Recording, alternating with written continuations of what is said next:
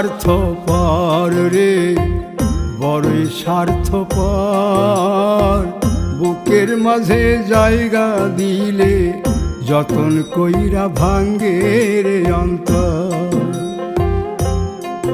মানুষ বড়ই স্বার্থপর রে, বড়ই স্বার্থপর। বুকের মাঝে জায়গা দিলে যতন কইরা ভাঙ্গে রে অন্তর। অচিনা এক জংলা পাখি যতন কইরা বুকে রাখছি, বুকের পাজর ভাঙ্গা সে যে সাজায় অন্যের ঘর রে, সাজায়